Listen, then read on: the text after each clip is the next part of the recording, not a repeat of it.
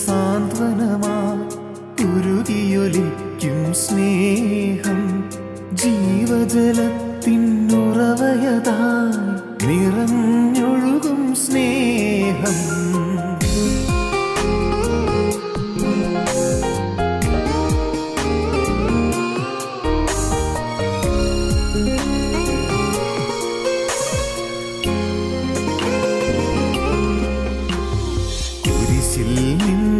സാന്ത്വനമായി ഉരുകിയൊലിക്കും സ്നേഹം സഹനത്തിൻ നിണധാരയതായി ഉതിർന്നൊഴുകും സ്നേഹം. വിലാവിൽ നിന്നും മോചനമായി ഉരുകിയൊലിക്കും സ്നേഹം നീറും മനസ്സിൽ കുളിരലയായി നിറഞ്ഞൊഴുകും സ്നേഹം.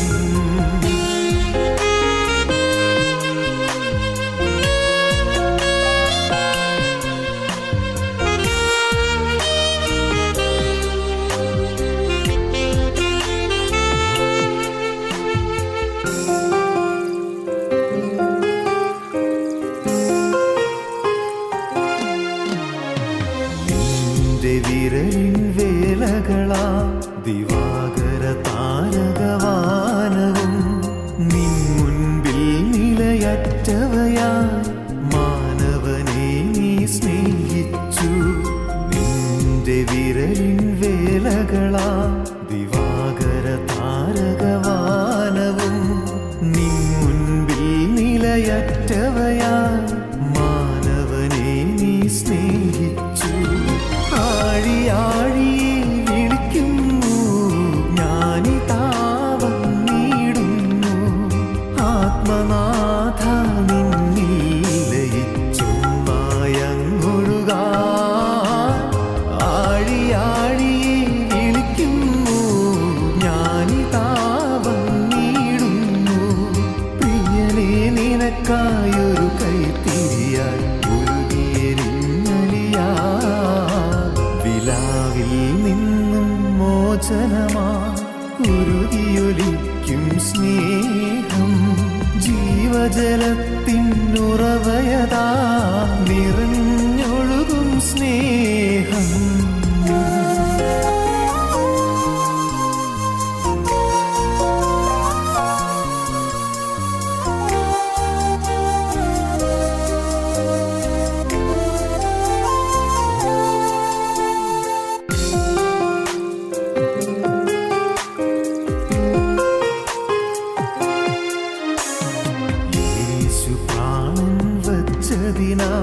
സ്നേഹമെന്തെന്നറിയുകയായി എന്നേശു ജീവിക്കുന്നതിനാൽ ഏഴ ഞാനും വാഴുകയായി. യേശു പ്രാണൻ വച്ചതിനാൽ സ്നേഹമെന്തെന്നറിയുകയായി എന്നേശു ജീവിക്കുന്നതിനാൽ ഏഴ ഞാനും വാഴുകയായി. ആഴിയാഴി വിളിക്കുന്നു ഞാനിതാ വന്നിടുന്നു ആത്മനാഥ നിന്നിൽ ലയിച്ചുമായങ്ങൊഴുകാൻ. ആഴിയാഴി വിളിക്കുന്നു ഞാനിതാ വന്നിടുന്നു പ്രിയനേ നിനക്കായൊരു കൈത്തിരിയായി നിന്നും സാന്ത്വനമായി ഉരുകിയൊലിക്കും സ്നേഹം സഹനത്തിൻ നിണധാരയതായി ഉതിർന്നൊഴുകും സ്നേഹം. വിലാവിൽ നിന്നും മോചനമായി ഉരുകിയൊലിക്കും സ്നേഹം നീറും മനസ്സിൽ കുളിരലയായി നിറഞ്ഞൊഴുകും സ്നേഹം. ഞങ്ങളും ക്രൂശിക്കപ്പെട്ട ക്രിസ്തുവിനെ പ്രസംഗിക്കുന്നു. ദൈവ തിരുനാമത്തിന് മഹത്വം ഉണ്ടാകട്ടെ. ഗലാത്യ ലേഖനം 5-ാം അധ്യായം 19-ാം വാക്യം മുതൽ. ജഡത്തിൻ്റെ പ്രവൃത്തികളോ ദുർനടപ്പ്, അശുദ്ധി, ദുഷ്കാമം, വിഗ്രഹാരാധന, ആഭിചാരം, പക, പിണക്കം, ജാരശങ്ക, ക്രോധം, ശാഠ്യം, ദ്വന്ദ്വപക്ഷം, ഭിന്നത, അസൂയ, മദ്യപാനം, വെറിക്കൂത്ത് മുതലായവ എന്ന് വെളിവാകുന്നു. ഈ വക പ്രവർത്തിക്കുന്നവർ ദൈവരാജ്യം അവകാശമാക്കുകയില്ല എന്ന് ഞാൻ മുൻപേ പറഞ്ഞതുപോലെ ഇപ്പോഴും നിങ്ങളോട് മുൻകൂട്ടി പറയുന്നു. ആത്മാവിൻ്റെ ഫലമോ സ്നേഹം, സന്തോഷം, സമാധാനം, ദീർഘക്ഷമ, ദയ, പരോപകാരം, വിശ്വസ്തത, സൗമ്യത, ഇന്ദ്രിയജയം. ഈ വകയ്ക്ക് വിരോധമായി ഒരു ന്യായപ്രമാണവുമില്ല. ക്രിസ്തുയേശുവിനുള്ളവർ ജഡത്തെ അതിൻ്റെ രാഗമോഹങ്ങളോട് ക്രൂശിച്ചിരിക്കുന്നു. ആത്മാവിൻ്റെ ഫലങ്ങളുണ്ട്, ജഡത്തിൻ്റെ പ്രവൃത്തികളുണ്ട്. ജഡത്തിൻ്റെ ഫലങ്ങളുണ്ട്, ആത്മാവിൻ്റെ ഫലങ്ങളുണ്ട്. മാനസാന്തരത്തിന് യോഗ്യമായ ഫലം നാം കായ്ക്കേണ്ടതാണ്. മാനസാന്തരത്തിന് യോഗ്യമായ ഫലം കായ്പീൻ. വൃക്ഷത്തെ അതിൻ്റെ ഫലം കൊണ്ടറിയാം. പുറമേ നമുക്ക് പ്രാർത്ഥനകൾ ചൊല്ലാം, പുറമേ നമുക്ക് മധുരവാക്കുകൾ പറയാം, പുറമേ നമുക്ക് അധരസേവനം ചെയ്യാം. ചക്കരവാക്ക് പറയും എന്ന് തിരുവചനം പറയുന്നു. ഈ ജനം അടുത്തു വന്ന് അധരം കൊണ്ട് എന്നെ ബഹുമാനിക്കുന്നവരുടെ ഹൃദയമോ ദുരാഗ്രഹത്തെ പിന്തുടരുന്നുവെന്ന് യെശയ്യാ പ്രവാചകൻ രേഖപ്പെടുത്തി. ഈ ലോകത്ത് ജീവിക്കുന്ന മനുഷ്യരെക്കുറിച്ച്, ഭക്തിയുണ്ട് എന്ന് അഭിമാനിക്കുന്ന മനുഷ്യരെക്കുറിച്ച് പ്രവാചകൻ മുൻകൂട്ടി പറയുകയാണ്, ഈ ജനം അടുത്തു വന്ന് അധരം കൊണ്ട് എന്നെ ബഹുമാനിക്കുന്നു, അവരുടെ ഹൃദയമോ ദുരാഗ്രഹത്തെ പിന്തുടരുന്നു. അധരങ്ങളിൽ സ്തുതിയുണ്ട്, അധരങ്ങളിൽ നമസ്കാരമുണ്ട്, അധരങ്ങളിൽ സ്തോത്രമുണ്ട്, ചുണ്ടുകളിൽ പ്രൈസ് ദി ലോർഡുണ്ട്, ചുണ്ടുകളിൽ ഹല്ലേലൂയയുണ്ട്, ഹൃദയത്തിൽ ദുരാഗ്രഹമുണ്ട്. ഹൃദയത്തിലോ ദുരാഗ്രഹം, ഹൃദയമോ ദുരാഗ്രഹത്തെ പിന്തുടരുന്നു. പ്രിയപ്പെട്ടവരെ, ജഡത്തിൻ്റെ ഫലങ്ങളാണ് ജീവിതത്തിൽ നിന്ന് പുറപ്പെടുന്നത്.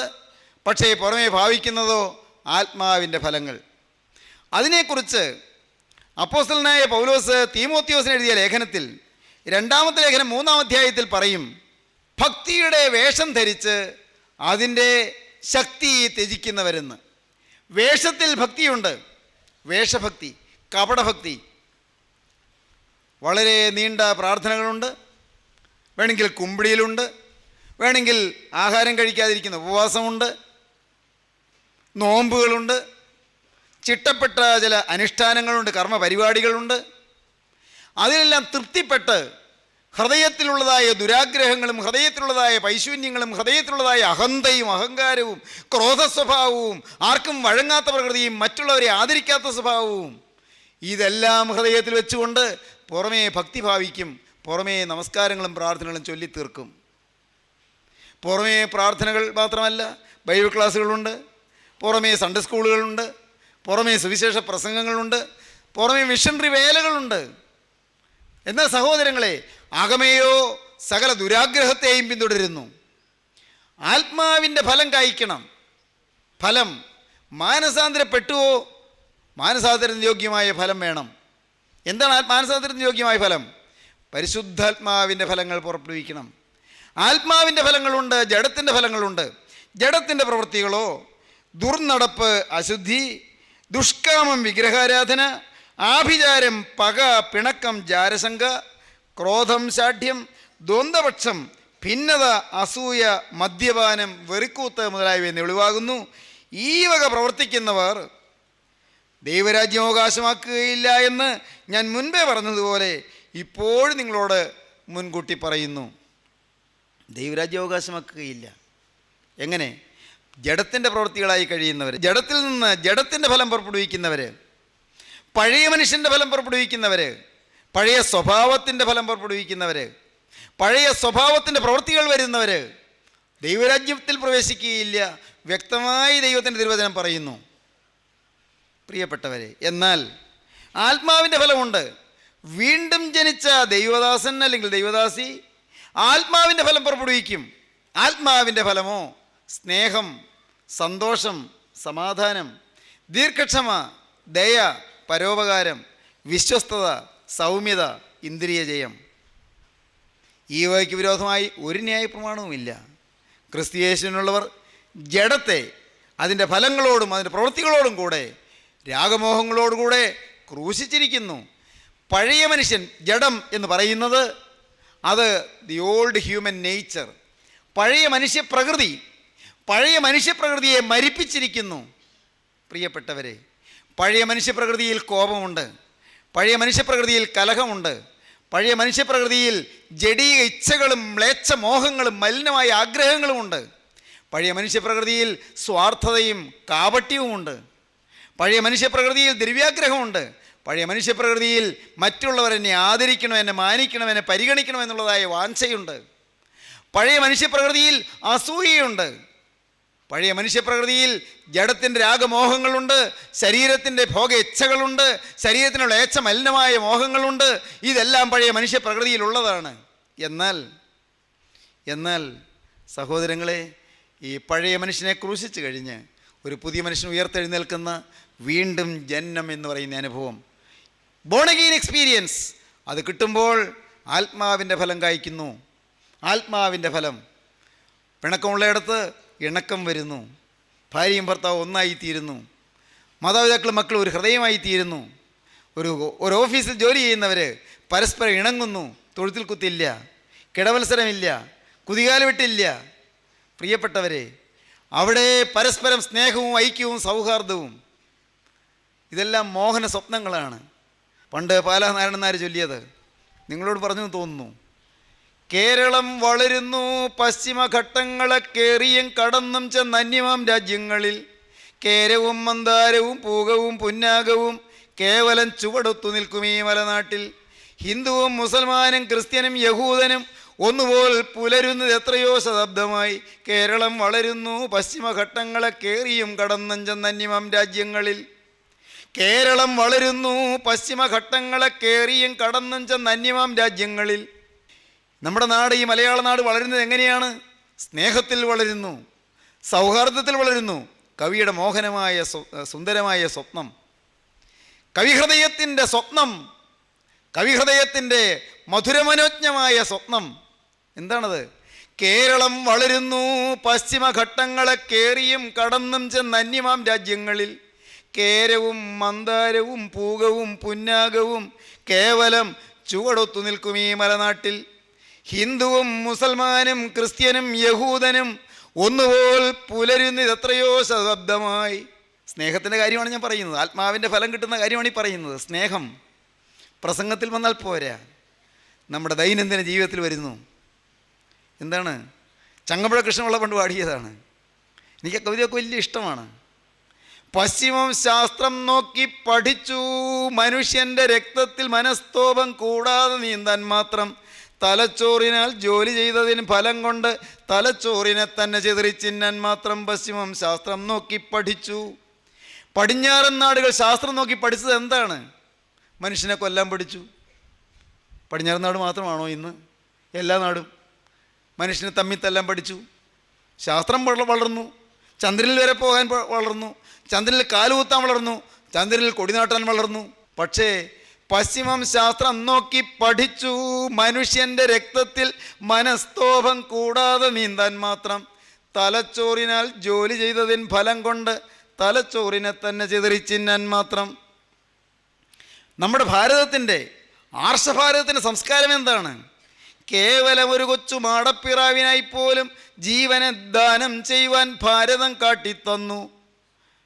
പൊന്മണി കിരീടവും ചെങ്കോലും ദൂരത്തിട്ട് ദണ്ഡുമായി അലയുവാൻ ഭാരതം കാട്ടിത്തന്നു. ഭോഗലോലുപത്വത്തിൽ നിന്ന് അനശ്വരമാമ ത്യാഗശാന്തിയിലെത്താൻ ഭാരതം കാട്ടിത്തന്നു. കാഞ്ചനപട്ടാമ്പരം കൈവിട്ട് നിസ്സാരമാം കാവ്യമുണ്ടുടുക്കുവാൻ ഭാരതം കാട്ടിത്തന്നു. ഭാരതം സംസ്കാരമേതുരമായ, ശോഭനമായ, ശ്രേഷ്ഠമായ ആദർശത്തിൻ്റെ പ്രതീകമായി പരിലസിച്ച നാടാണെന്ന്. എന്നാൽ ഇന്നതെല്ലാം പോയിപ്പോയി എന്ന് പറയാൻ എനിക്ക് പേടിയുണ്ട്. കാരണം അങ്ങനെ പറയാൻ ഇടയാകല്ലേ എന്നാണ് എൻ്റെ ആശ. പ്രിയപ്പെട്ടവരെ, സ്നേഹം നമുക്ക് വീണ്ടെടുക്കരുതോ? മതസൗഹാർദ്ദം വീണ്ടെടുക്കരുതോ?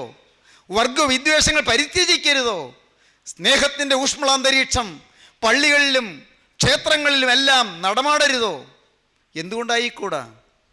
പ്രിയപ്പെട്ടവരെ, പണ്ട് ചങ്ങമ്പുഴ കൃഷ്ണപിള്ള പാടിയത് അങ്ങനെയാണ്.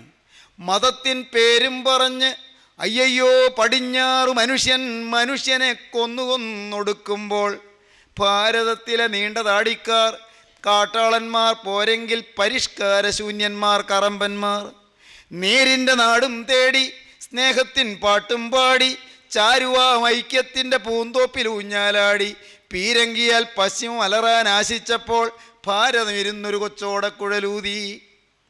മതത്തിൻ്റെ പേരിൽ അവിടെ പടിഞ്ഞാറൻ നാടുകൾ കലഹിക്കുന്നു. കുരിശുയുദ്ധങ്ങൾ പോലും നടന്നു. മഹാനായ കവി സങ്കടത്തോടെ പറയുകയാണ്, മതത്തിൻ്റെ പേരിൽ കടിച്ചു കയറുകയാണ്.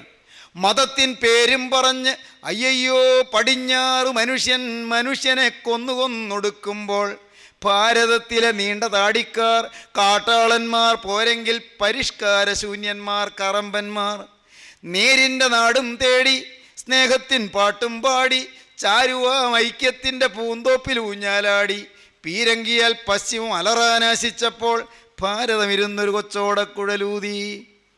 പ്രിയപ്പെട്ടവരെ, സ്നേഹത്തിൻ്റെ അന്തരീക്ഷം അത് ലോകത്തിൽ നടമാടുന്നൊരു കാലമുണ്ടോ? ഉണ്ടെന്ന് പറയാനാണ് തുടങ്ങുന്നത്, ഉണ്ടാകുമെന്ന് പറയാനാണ് തുടങ്ങുന്നത്. അത് പിന്നെ പറയാം. ഇന്നിപ്പോൾ വിമാനത്തിൽ കയറി ലോകം ചുറ്റി വന്നിടും വെള്ളപ്പരിഷ്കാരത്തിൻ മുത്തച്ഛന്മാർ. ഇന്നിപ്പോൾ വിമാനത്തിൽ കയറി ലോകം ചുറ്റി വന്നിടും വെള്ളപ്പരിഷ്കാരത്തിൻ മുത്തച്ഛന്മാർ. പച്ച മാംസവും കടിച്ച് ഊറ്റുവെള്ളവും കുടിച്ച് ആശ്രമം ഗുഹയ്ക്കുള്ളിൽ ഉറങ്ങിക്കിടന്നപ്പോൾ ഈ കൊച്ചു രാജ്യത്തിൻ്റെ ഓരോരോ ഞരമ്പിലും ഉത്കൃഷ്ട സംസ്കാരത്തിൻ സ്പന്ദനമോളം വെട്ടി. ഓ, എന്ത് മനോഹരം അല്ലേ കവിയുടെ ഭാവന! ആ ചരിത്ര സ്മൃതികളിലേക്ക് കവിമനസ് പറന്നു പോകുന്ന ചിത്രം എന്ത് മനോഹരമാണ്. ചരിത്രമുറങ്ങുന്ന സ്മൃതിമണ്ഡലങ്ങളിലേക്ക് കവിയുടെ ഭാവന വിഹംഗം പറന്നുയരുന്ന മേതുരമായ കാഴ്ച. ദൈവമക്കളെ, നിങ്ങളോട് ഞാൻ പറയട്ടെ, ഇതെല്ലാം വീണ്ടും ലഭിക്കുന്ന ഒരു നല്ല വാഴ്ചയുടെ കാലം വരാൻ പോകുന്നു. അതിനാണ് സഹസ്രാബ്ദ വാഴ്ച എന്ന് പറയുന്നത്. ക്രിസ്തു ഭൂമിയിൽ രാജാവായി വാഴുന്നൊരു കാലം, ക്രിസ്തു രാജാവായി വാഴുന്നൊരു കാലമുണ്ടാകും. ഇന്നത്തെ മതവിദ്വേഷങ്ങൾ പോകും, ഇന്നത്തെ തർക്കവിതർക്കങ്ങൾ മാറും, ഇന്നത്തെ വൈരാഗ്യങ്ങളെല്ലാം മാറും, ഇന്നത്തെ കുടുംബകലഹങ്ങളെല്ലാം മാറും. ഏകയോഗക്ഷേമമായി മനുഷ്യൻ ഈ ഭൂമിയിൽ ക്രിസ്തുവിൻ്റെ അധീശത്വത്തിന് കീഴിൽ വാഴുന്നൊരു കാലം. അതിന് തുടക്കം കുറിക്കേണ്ടത് ഞാനാണ്, തുടക്കം കുറിക്കേണ്ടത് നിങ്ങൾ ഓരോരുത്തരുമാണ്. പ്രിയപ്പെട്ടവരെ, നിങ്ങൾ ഓരോരുത്തരുമാണ് അതിന് ആരംഭം കുറിക്കേണ്ടത്. എങ്ങനെ ആരംഭം കുറിക്കാം? കർത്താവേ, ആ വാഴ്ച ഇന്ന് എൻ്റെ ഹൃദയത്തിൽ തുടങ്ങണമേ. 1000 ആണ്ട് വാഴ്ചയുടെ കാലം വരട്ടെ, അത് വരേണ്ട സമയത്ത് വന്നുകൊള്ളട്ടെ. അതെന്നെന്ന് ഞാൻ അന്വേഷിക്കുന്നില്ല, എന്നെന്ന് എനിക്ക് പഠിക്കേണ്ട. എനിക്കൊന്നാ വേണം, ഇന്ന് തന്നെ ക്രിസ്തു എൻ്റെ ഹൃദയത്തിൽ വാഴ്ച തുടങ്ങണം. എൻ്റെ ഭരണഭാരം ക്രിസ്തു ഏറ്റെടുക്കണം. ഹല്ലേലൂയ, ദൈവത്തിന് സ്തോത്രം. ദൈവമക്കളെ, പ്രവാചകൻ നൂറ്റാണ്ടുകൾക്ക് മുമ്പ് പ്രവചിച്ചു, കർത്താവ് നിങ്ങൾക്ക് കഷ്ടത്തിൻ്റെ അപ്പവും ഞെരുക്കത്തിൻ്റെ വെള്ളവും മാത്രം തന്നാലും ഇനി നിൻ്റെ ഉപദേഷ്ടാവും അറിഞ്ഞിരിക്കുകയില്ല. നിൻ്റെ കണ്ണ് നിൻ്റെ ഉപദേഷ്ടാവിനെ കണ്ടുകൊണ്ടിരിക്കും. നീ വലത്തോട്ടോ ഇടത്തോട്ടോ തിരിയുമ്പോൾ വഴി ഇതാകുന്നു, ഇതിൽ നടന്നു കൊള്ളുവിനെന്ന് ഒരു വാക്ക് പിറകിൽ നിന്ന് കേൾക്കും. രാജാധിരാജൻ ഹൃദയത്തിൽ വാഴുമ്പോൾ, ക്രിസ്തു ഹൃദയത്തിൽ വാഴുമ്പോൾ നേർപ്പാതയിൽ നടത്തും, നയിക്കും, സത്യപാതയിൽ നയിക്കും. മാനസാന്തരപ്പെട്ട ഒരു വിശ്വാസിയുടെ പദവിയാണത്. ക്രിസ്തു അകത്ത് വരും, അകത്ത് ക്രിസ്തു വസിക്കും, ക്രിസ്തുവിനെ നിയന്ത്രിക്കും. ഈ അവയവങ്ങളുടെ നിയന്ത്രണം ക്രിസ്തുവിൻ്റെ കൈകളിലാകും, നാവിൻ്റെ നിയന്ത്രണം ക്രിസ്തുവിൻ്റെ കൈകളിലാകും, കണ്ണിൻ്റെ നിയന്ത്രണം ക്രിസ്തുവിൻ്റെ കൈകളിലാകും. എല്ലാം ക്രിസ്തു നോക്കുന്നിടത്തേക്ക് ഞാൻ നോക്കുകയുള്ളൂ, ക്രിസ്തു നോക്കുന്നത് പോലെയേ ഞാൻ നോക്കുകയുള്ളൂ. അത് സെൽഫ് ഡിസിപ്ലിനാണ്, തന്നെത്താനുള്ളൊരു അച്ചടക്കമാണ്. ക്രിസ്തു ചെയ്യുന്നതേ എൻ്റെ കൈ ചെയ്യുകയുള്ളൂ, ക്രിസ്തു ചെയ്യാത്തത് എൻ്റെ കൈ ചെയ്യുകയില്ല. ക്രിസ്തു പറയുന്നതേ എൻ്റെ നാവ് പറയൂ, ക്രിസ്തു പറയാൻ അറയ്ക്കുന്നത് എൻ്റെ നാവ് പറയുകയില്ല. ക്രിസ്തു രുചിക്കുന്നതേ എൻ്റെ നാവ് രുചിക്കൂ, ക്രിസ്തു കുടിക്കുന്നതേ എൻ്റെ നാവ് കുടിക്കൂ. ഈ നാവ് ക്രിസ്തുവിന് കൊടുത്തുപോയി, അവൻ രക്തം കൊടുത്ത് ഈ നാവ് അവൻ വിലയ്ക്ക് വാങ്ങി. നാവ് മാത്രമല്ല, എൻ്റെ ഓരോ അവയവവും അവൻ വിലയ്ക്ക് വാങ്ങി. ദൈവത്തിന് സ്തോത്രം. എന്താണ് തെളിവ് എന്താണ്? അപ്പോസ്തലനായ പൗലോസ് കൊരിന്ത്യർക്കെഴുതിയ ലേഖനം, 1 കൊരിന്ത്യർ ലേഖനം 6-ാം അധ്യായം 19-ാം വാക്യം വായിക്കൂ. അവിടെ കാണാം, 1 കൊരിന്ത്യർ 6:19, ദൈവത്തിൻ്റെ ദാനമായി നിങ്ങളിൽ വസിക്കുന്ന പരിശുദ്ധാത്മാവിൻ്റെ മന്ദിരമാവും നിങ്ങളുടെ ശരീരമെന്നും നിങ്ങളെ വിലയ്ക്ക് വാങ്ങിയിരിക്കിയാൽ നിങ്ങൾ താങ്കൾക്കുള്ളവരല്ല എന്നും അറിയുന്നില്ലയോ? സ്തോത്രം. നിങ്ങളെ വിലയ്ക്ക് വാങ്ങിയിരിക്കിയാൽ നിങ്ങൾ താങ്കൾക്കുള്ളവരല്ല എന്ന് അറിയുന്നില്ലയോ? ഈ ബുദ്ധി ക്രിസ്തു വിലയ്ക്ക് വാങ്ങി. വേണ്ടാതിനും ചിന്തിക്കാൻ പാടില്ല. ഈ ചിന്ത ക്രിസ്തുവിൻ്റെ കൈകളിലായി.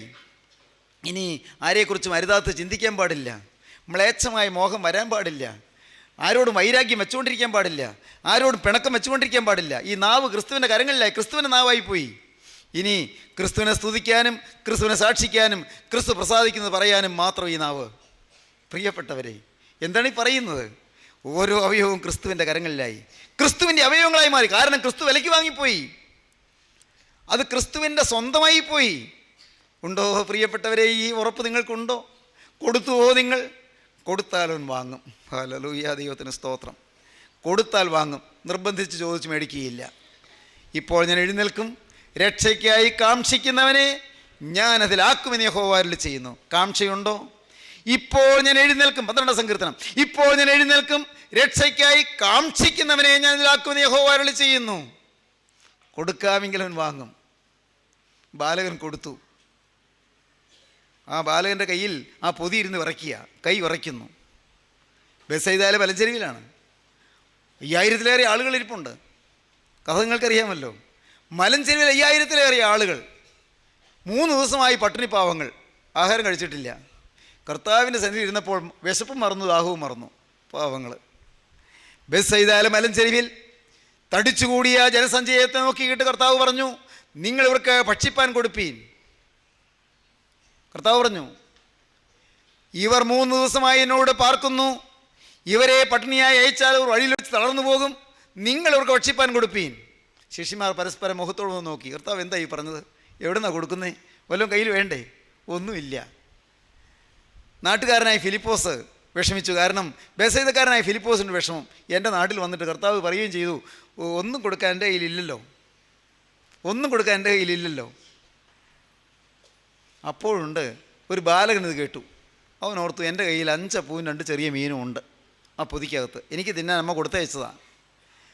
ഈ വിശപ്പും ദാഹവും മറന്നിരുന്നപ്പോൾ തിന്നില്ല. പൊതി എൻ്റെ കയ്യിലിരിപ്പുണ്ട്. കഴിഞ്ഞ 3 ദിവസം മുമ്പ് കിട്ടിയതാണ്. ഇത്തിരി പഴകിയിട്ടുണ്ട്. ഇത് കൊടുത്താൽ യേശു വാങ്ങുമോ? അതുകൊണ്ട് വല്ലതും ആകുമോ? അവൻ ഈ പൊതി ഇങ്ങെടുക്കും, വീണ്ടും പൊതി മടക്കി പുറകോട്ട് പിടിക്കും, പിന്നെയും പുറത്തോട്ട് എടുക്കും. എന്നിട്ട് അവൻ യേശുവിൻ്റെ മുഖത്തേക്ക് നോക്കും. അന്ത്രയോസിന് മനസ്സിലായി, കർത്താവിൻ്റെ ശിഷ്യനായി അന്ത്രയോസിന് മനസ്സിലായി, ഇവൻ എന്തോ ഒരാഗ്രഹമുണ്ട് യേശുവിന് കൊടുക്കാൻ. യേശുവിൻ്റെ അരികിലേക്ക് അവൻ്റെ തോളിൽ പിടിച്ചുകൊണ്ട് വന്നു അന്ത്രയോസ്. യേശുവിന് മുമ്പിലേക്ക് കൊണ്ടുവന്നു. യേശുവിൻ്റെ തിരുമുമ്പിൽ കൊണ്ടുവന്ന് നിർത്തി. എന്നിട്ട് പറഞ്ഞു, ഈ ബാലകൻ്റെ കയ്യിൽ 5 അപ്പവും 2 മീനും ഉണ്ട്. അവിടത്തേക്ക് തരാൻ ഇവന് സമ്മതമാണ്. ഇതുകൊണ്ട് വല്ലതും ആകുമോ? ഇതുകൊണ്ട് വല്ലതും ആകുമോ? കർത്താവ് കൈനീട്ടി. ആര് കൊടുത്താലും വാങ്ങുന്നവനാണ് യേശു. എൻ്റെ പ്രിയപ്പെട്ടവരെ, നിസ്സാരമായ ജീവിതം കൊടുത്തു നോക്കൂ, യേശു വാങ്ങും. ഈ പാവപ്പെട്ട മനുഷ്യൻ 17-ാമത്തെ വയസ്സിൽ ഈ ആയുസ് യേശുവിന് കൊടുത്തതാണ്. യേശു ഏറ്റെടുത്തതാണ്. യേശു കരങ്ങളിലെടുത്തതാണ്. സഹോദരങ്ങളെ, നിങ്ങളോട് പറയട്ടെ, കൊടുത്തു നോക്കൂ, വാങ്ങും. ബാലകൻ അങ്ങോട്ട് നീട്ടി, യേശു കൈ നീട്ടി വാങ്ങി. ആ പൊതി, ബാലൻ്റെ കയ്യിലിരുന്ന് വിറച്ച പൊതി യേശുവിൻ്റെ കയ്യിൽ അതിതാ വിടർത്തുന്നു. ആ കയ്യിൽ പൊതി വിടർത്തിയിട്ട് 5 അപ്പവും 2 മീനും യേശു നുറുക്കുന്നു. യേശു അത് വാഴ്ത്തുന്നു. യേശു അത് അനുഗ്രഹിക്കുന്നു. ഉടയവൻ, സൃഷ്ടാവ്, സർവ്വവല്ലഭൻ, സർവശക്തൻ അവൻ്റെ കയ്യിൽ കിട്ടിയത് വാഴ്ത്തി വിളമ്പുവാൻ ശിഷ്യന്മാരെ ഏൽപ്പിച്ചു. ആരോ കൊണ്ടുവന്ന് കൊടുത്ത 12 പേർക്ക് 12 കൊട്ട. ഈ 12 കൊട്ട അത് കയ്യിൽ ശിഷ്യന്മാരെ ഇത് ഏറ്റുവാങ്ങി കൊണ്ടുകിടന്ന് വിളമ്പുകയാണ്. പന്തിയായി ജനം ഇരിക്കുന്നു. ഇപ്പോൾ തരുമെന്ന് വിചാരിച്ച് കാത്തിരിക്കുകയാണ്. ആർത്തിയോടിരിക്കുന്നവരുടെ മുമ്പിലേക്ക് കൊണ്ടുവന്ന് വിളമ്പി. 1 പ്രാവശ്യം വിളമ്പി, 2 പ്രാവശ്യം വിളമ്പി, 3-ാം പ്രാവശ്യം വിളമ്പി. മതി. എല്ലാവരും വിശപ്പ് മാറി, വയറ് നിറഞ്ഞു. ബാക്കിയുള്ളതൊക്കെ ശേഖരിച്ചോളാൻ കർത്താവ് പറഞ്ഞു. എല്ലാം ശേഖരിച്ചു. 12 കൊട്ട നിറയെ പിന്നെയുണ്ട്. എങ്ങനെയുണ്ടായി? പ്രിയപ്പെട്ടവരെ, ഇത് മാജിക് ഒന്നുമല്ല. ഇത് വേറെ സൂത്രങ്ങളോ കൗശലങ്ങളോ ഒന്നുമല്ല. ഈ ഇന്ദ്രജാലമൊന്നുമല്ല, മഹേന്ദ്രജാലമല്ല. സർവശക്തൻ്റെ കരം തൊട്ടാൽ വർദ്ധിക്കും. മോനെ, കൊടുത്തു നോക്കൂ, വർദ്ധിക്കുന്നത് കാണാം. മോളെ, നീ കൊടുത്തു നോക്കൂ, അവൻ വാഴ്ത്തി വർദ്ധിപ്പിക്കുന്നത് കാണാം. സമൃദ്ധി ഉളവാക്കുന്നത് കാണാം. കടമെല്ലാം പോകുന്നത് കാണാം, രോഗം മാറുന്നത് കാണാം, പഠിത്തം ശരിയാകുന്നത് കാണാം, പരീക്ഷ ജയിക്കുന്നത് കാണാം, ജോലി കിട്ടുന്നത് കാണാം, ജീവിതം അഭിവൃദ്ധിപ്പെടുന്നത് കാണാം, ജീവിതം പുഷ്കലമാകുന്നതും ഫലപ്രദമാകുന്നതും കാണാം. പ്രിയപ്പെട്ടവരെ, എല്ലാം നേരെയാകും നിങ്ങൾക്ക് കാണാം. എല്ലാ അതിശയങ്ങൾ നടക്കും. യേശു വാഴ്ത്തി, യേശു നുറുക്കി, ശിഷ്യന്മാർ വിളമ്പി 12 കൊട്ട നിറച്ചെടുത്തു. അന്ന് വൈകുന്നേരം ഒരു സംഭവം ഞാൻ ഭാവനയിൽ കാണാറുണ്ട്. വൈകുന്നേരമായപ്പോൾ ആ ബേസയിലെ മലഞ്ചെരിയിലുള്ളൊരു വീട്ടിൽ അപ്പനും അമ്മയും തമ്മിൽ സംഭാഷണം. മോനെ കണ്ടില്ലല്ലോ, നമ്മുടെ കൊച്ചിനെ കണ്ടില്ലല്ലോ, 3 ദിവസമായി മോൻ പോയിട്ട്. അമ്മ കരയുകയാണ്, അമ്മ വെപ്രാളപ്പെടുകയാണ്. അപ്പൻ പറഞ്ഞു, നീ ഒന്നും മിണ്ടാതിരിക്കുക, യേശുവിൻ്റെ അരികിലേക്കല്ലേ പോയത്, അവനങ്ങ് വരും, പേടിക്കണ്ട. അല്ലെന്നേ എനിക്കതല്ല വിഷമം, എൻ്റെ കൊച്ചിന് ഞാൻ 5 പൂ 2 മീനിയോ കൊടുത്തു വിട്ടുള്ളൂ, അവൻ വിശന്ന് പൊരിയായിരിക്കും. നീ മിണ്ടാതിരിക്കുക, യേശുവിൻ്റെ അടുക്കൽ പോയി വചനം കേട്ടാൽ വിശപ്പും അറിയില്ല, ദാഹവും അറിയില്ല, നീ അവിടെ അടങ്ങിയിരിക്കുക. അപ്പോഴുണ്ട് മോനിങ്ങ് വരുന്നു, പയ്യെ നടന്നു വരികയാണ്, നല്ല ഉല്ലാസത്തോടെ നടന്നു വരികയാണ്, ഒരു ക്ഷീണവുമില്ല, മുഖം നല്ല വിടർന്ന് വികസിച്ച് നിൽക്കുന്നു. അവനിങ്ങനെ വൈകുന്നേരത്തെ ഇളംവെയിലിൻ്റെ ആ ജ്വാലയിൽ അതിൽ അങ്ങനെ മുഖം സുന്ദരമായി അവൻ നടന്നു വരികയാണ്. അവൻ വന്നു, അപ്പൻ്റെ മുമ്പിൽ വന്നു, അമ്മയുടെ മുമ്പിൽ നിന്നു. പെട്ടെന്ന് ഇതാ പിറകെ ഒരു 10-12 പേര് വരുന്നു. നോക്കിയപ്പോൾ 12 പേര് തലയിൽ ഓരോ കൊട്ടയുമായിട്ട് 12 കൊട്ട നിറയെ അപ്പക്കഷ്ണങ്ങൾ, മീൻ നുറുക്കുകൾ എല്ലാമായിട്ട് വന്നു. അവരതെല്ലാം കൊണ്ടുവന്ന് ഈ അപ്പൻ്റെ അമ്മയുടെ മുമ്പിൽ വെച്ചു. പിറകെ ഇതാ ശാന്തനായി, സൗമ്യനായി, മധുരാർദ്രമായ പുതുപ്പുഞ്ചിരിയോടെ യേശുവും വരുന്നു. യേശു വന്ന് ഈ അപ്പൻ്റെയും അമ്മയുടെയും നേരെ ഇതിൻ്റെ കര ഉയർത്തി. എന്നിട്ട് പറഞ്ഞു, ഈ ബേസയിദ ദേശത്ത് നിങ്ങളുടെ കുടുംബം അനുഗ്രഹിക്കപ്പെട്ടു, നിങ്ങൾ 2 പേരും അനുഗ്രഹിക്കപ്പെട്ടു, നിങ്ങളുടെ മോനും അനുഗ്രഹിക്കപ്പെട്ടു, നിങ്ങളുടെ കുടുംബം അനുഗ്രഹിക്കപ്പെട്ടു. കാരണം നിങ്ങളുടെ മോന് അവനുള്ളത് എനിക്ക് തന്നു. 5000ങ്ങളുടെ വിശപ്പ് മാറി. നിങ്ങൾ ഭാഗ്യശാലികൾ തന്നെ. യേശു അവരെല്ലാം അനുഗ്രഹിച്ചു. ദൈവത്തിന് സ്തോത്രം. അപ്പൻ യേശുവിൻ്റെ കാൽക്കൽ വീണു, അമ്മ യേശുവിൻ്റെ കാൽക്കൽ വീണു, ആ മോനും യേശുവിൻ്റെ കാൽക്കൽ വീണു, ശിഷ്യന്മാരും യേശുവിൻ്റെ കാൽക്കൽ വീണു. എല്ലാവരും ഒരുമിച്ച് ദൈവത്തെ സ്തുതിക്കാൻ തുടങ്ങി. ബേത്സയിദയിലെ സ്തുതിയുടെ ആഘോഷം, ബേത്സയിദയിലെ ചെറുഭവനത്തെ സ്തുതിയുടെ ആഘോഷം. എന്തുകൊണ്ട്? പ്രിയപ്പെട്ടവരെ, ബാലകൻ തൻ്റെ കയ്യിലുള്ള യേശുവിന് കൊടുത്തു. ഇന്ന് ഈ വാക്കുകളെ കേൾക്കുമ്പോൾ ദൈവജനമേ, നിങ്ങൾക്കുള്ള യേശുവിന് കൊടുക്കാമോ? 5 പൂവും 2 മീനും പോലും ഇല്ല കർത്താവേ. ഉള്ളത് ഒരു ചുരുങ്ങിയ ആയുസ് മാത്രം, നഷ്ടശിഷ്ടമായൊരു ജീവിതം മാത്രം, നേരിയൊരു ആയുസ് മാത്രം, ബലഹീനമായൊരു ശരീരം മാത്രം, ഒന്നിനും കൊള്ളാത്തൊരു ജീവിതം മാത്രം, തകർത്ത് കളഞ്ഞൊരു ജീവിതം മാത്രം, പാപം നശിപ്പിച്ചു കളഞ്ഞൊരു ജീവിതം മാത്രം. ഉടയവരെ, ഇന്ന് ഞാനിതാ എൻ്റെ ജീവിതം നിൻ്റെ കരങ്ങളിലേക്ക് തരുന്നു. എന്നെ നീ ഒന്ന് വാഴ്ത്തണമേ, എന്നെ നീ ഒന്ന് സ്വീകരിക്കണമേ, എന്നെ നീ ഒന്ന് വിശുദ്ധീകരിക്കണമേ, എൻ്റെ മേൽ നിന്റെ തൃക്കരം വെക്കണമേ. എൻ്റെ നാഥ, നിന്റെ തിരിഹിതം പോലെ നീ എന്നെ ഉപയോഗിക്കണമേ. നിങ്ങൾ പ്രാർത്ഥിക്കൂ, ജീവിതം ക്രിസ്തുവിന് കൊടുക്കൂ, ഒരു പുതിയ ജീവിത നിർണയം നിങ്ങൾ എടുക്കൂ, ഒരു പുതിയ ജീവിത തീരുമാനം നിങ്ങൾ എടുക്കൂ.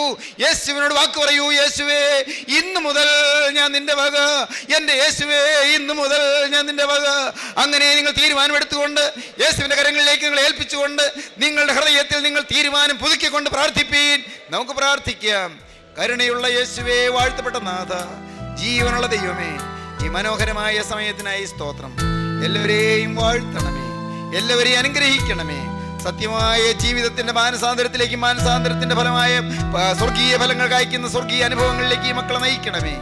എല്ലാവരെയും അനുഗ്രഹിക്കണമേ. തിരുനാമം മഹത്വപ്പെടുത്തണമേ. യേശുക്രിസ്തുവിന്റെ ജയകരമായ നാമത്തിൽ തന്നെ.